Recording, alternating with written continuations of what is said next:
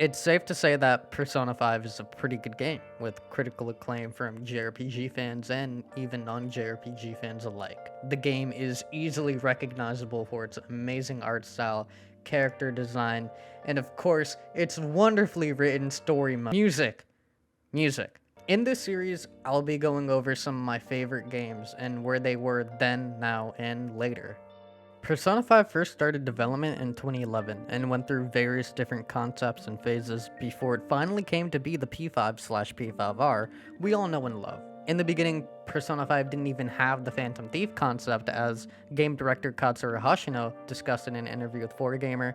He was initially thinking of backpacking, a game where the player would be traveling around various different locations, an idea which was later revisited in Persona 5 Strikers. But while Hashino was testing a few more ideas though, the 2011 Tohoku earthquake struck, a disaster that affected thousands of lives and cost the country about $360 billion US. After the disaster happened, Hashino had felt not only his mood about Japan had changed, but the mindset of the people of Japan had changed as well. The team felt as they had no other choice but to change the concept of the project, and soon after, the team started to look at the adventurous spirit of the human mind instead.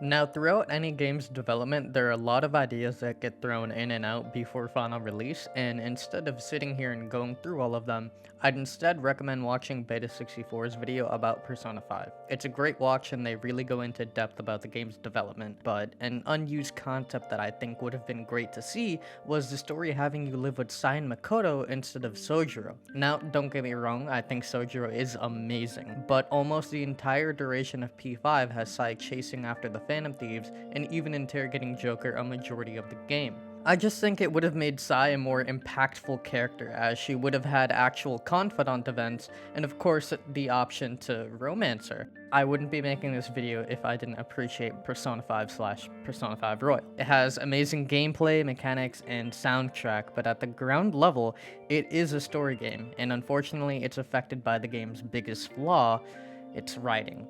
After almost 10 playthroughs of both Persona 5 Vanilla and Royal combined, along with discussing the game constantly, the writing in Persona 5 is its biggest flaw and it didn't get any better until Royal.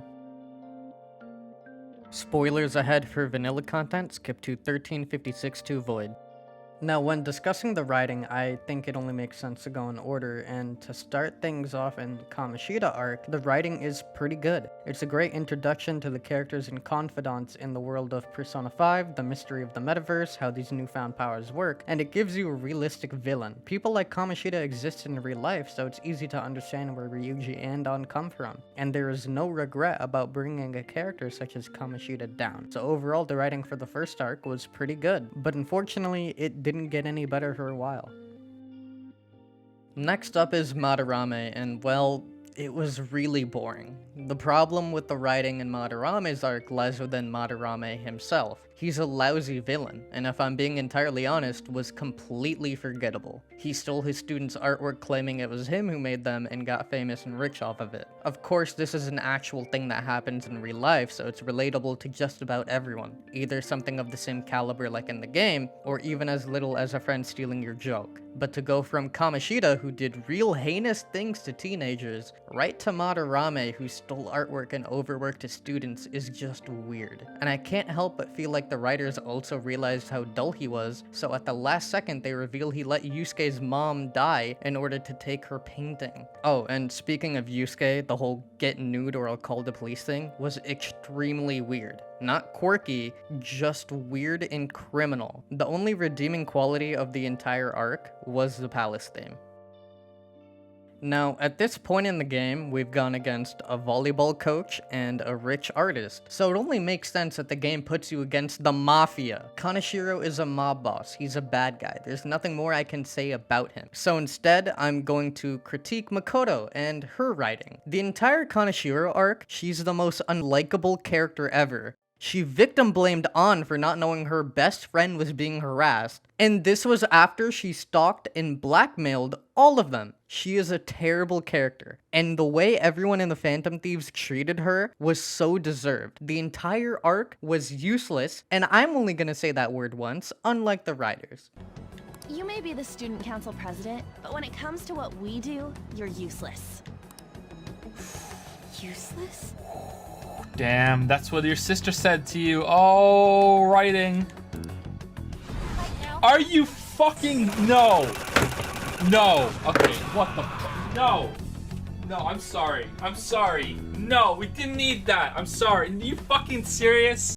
Thankfully, Futaba saved the story. Her arc was definitely the most emotional out of the vanilla story, and it was a good deload from the villain of the week approach. I will say the blackmail trend continues for some reason, but Futaba is a good person who did what she had to in order to get help from the Phantom Thieves. You can't help but feel sympathy for her as she blamed herself for her mother's death for the longest time and was unable to overcome that trauma alone. The pain of losing someone close to you can be very difficult, but to have witnessed it firsthand, it's unimaginable. The writing was able to handle this very well, and it shows in the story. There wasn't anything too distasteful, and you really feel the impact that the outcome had as Futaba was able to finally start healing. The writing really took 2 steps forward here, and in Okumura's palace, instead of taking 1 step back, they tripped and ate shit.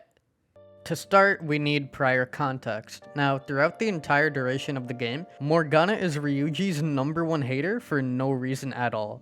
Just completely unprovoked and can't even compliment him without sneaking in a diss. Now that we got that out of the way, I can get into the arc. Okumura, CEO of a big food company, Haru's only parent, and the villain of the week. He's a typical shitty CEO, only caring about profits and not about the employees. Besides that, he's trying to get into politics, using his money and even his own family to gain an advantage. As a result, Haru is in a politically arranged marriage, and her fiance being a creepy douchebag doesn't make things any better. While the arc is going the same as every other villain arc does, Ryuji pointed out how all the clout they were getting was really cool, so Morgana starts talking shit, then leaves. To me, this was the point in the game where I was the most frustrated, simply because I was already annoyed by Morgana. I don't really like them, and I feel like he just hijacked everything. Instead of getting more into Haru and her father's story, you spend the entire first half chasing Morgana around. Thankfully, Morgana let Haru take what was left of her screen time back, and we see Haru express her concerns about her father and what he's getting into. After battling her father, they were able to change his heart, and all things seemed well. They even went to not Disneyland to watch her father make some announcements about dropping out of the political race and giving his employees healthcare or something. But tragedy struck as he unfortunately drank a Grimace shake as he suffered a mental shutdown. I probably should have mentioned this before, but after the Phantom Thieves changed his heart, someone straight up shot him. Like an earshot of them walking away, but whatever. Of course, this really sucks. Haru had just got her father back and watched him die on stream. The worst part is,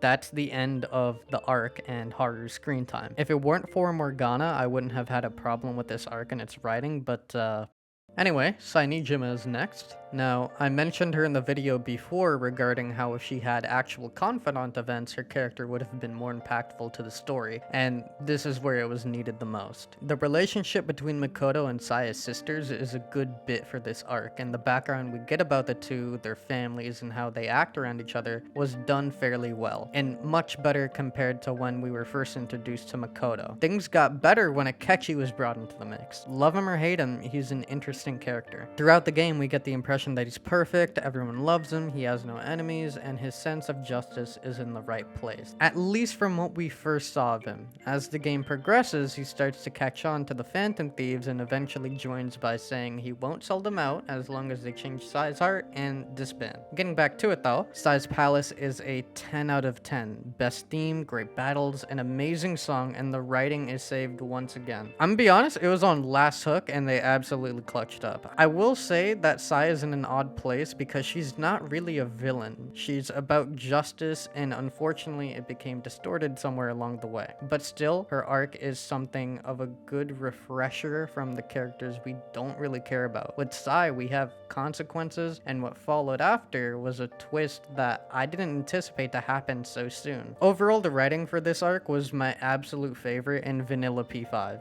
Coming up at the second last palace in Vanilla P5, we have Mr. Clean, aka Masayoshi Shido, aka the reason why Joker is in Tokyo in the first place. I don't like the writing here. After the amazing writing in the arc before this, Shido felt like a nut tap. He doesn't feel like a big enough threat at all. It was extremely lackluster, and just like Madarame's palace, the writers probably realized how much this arc sucked and threw in that he's been the one getting all those mental shutdowns going on, including Haru's dad. The Phantom Thieves confront and beat Shido. Who would have guessed? Anyway, Shido gave himself a heart attack before his heart could change, and his entire palace starts collapsing. During the escape, there is only one lifeboat, and Ryuji, having ran track before, went for the lever to lower the lifeboat so everyone can get on and escape. After he reaches it though, the entire fucking thing blows up and he dies.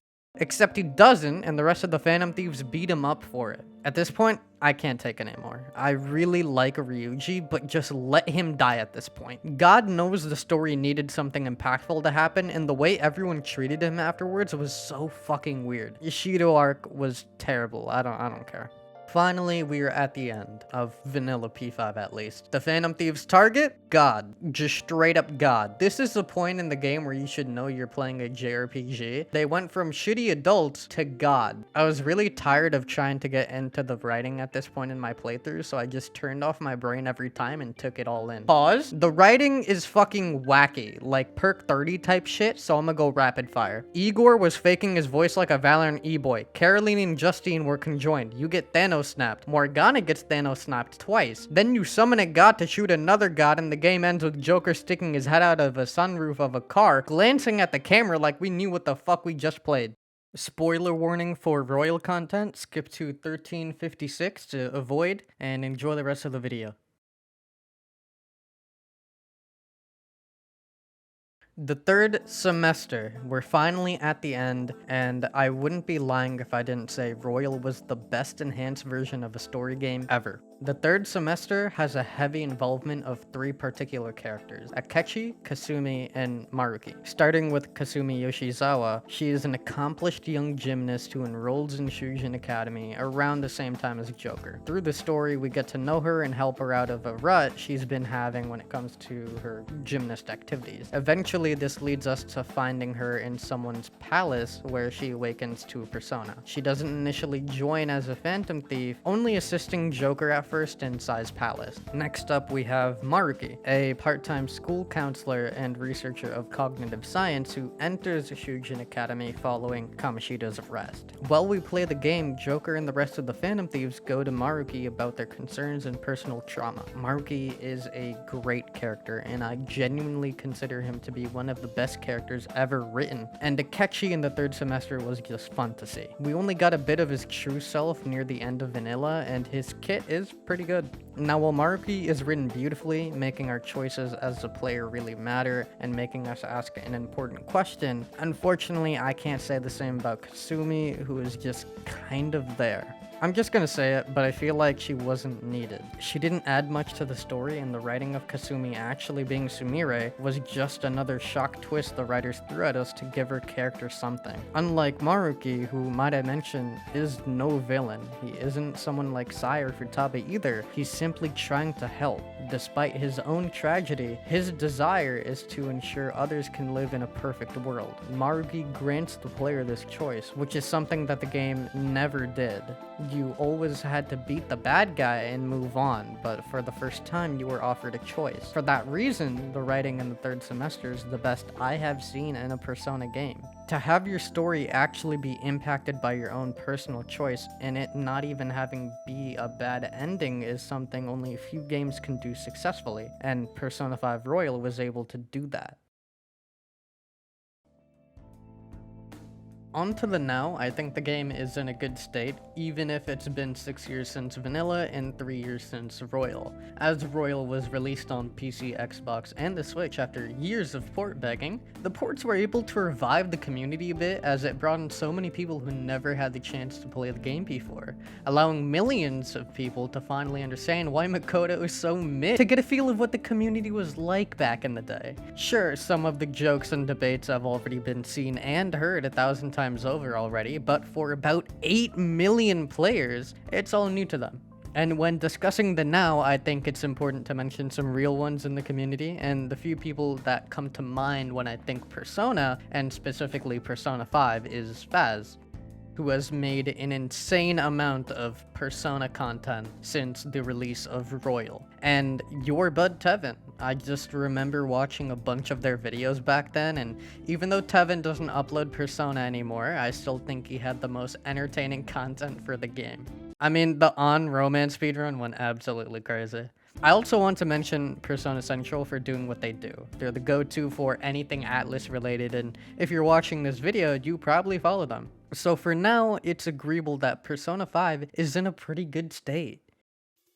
Finally, it's time to say later.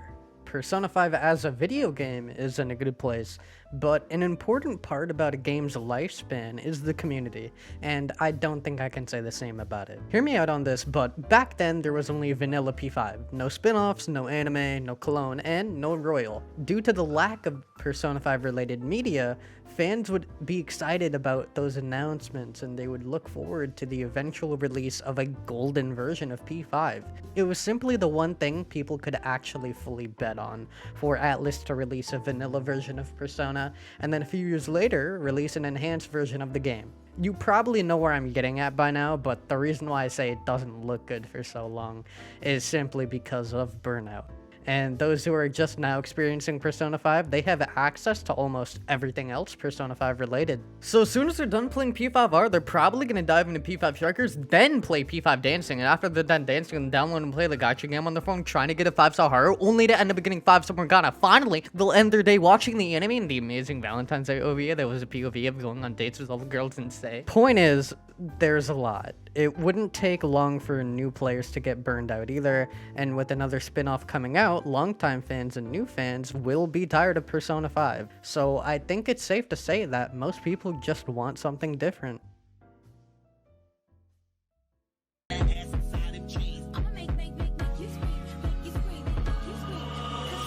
Shit fat, let me see you throw it back. I gang in the corner, we throwing them racks. Fuck with a boss, might live with some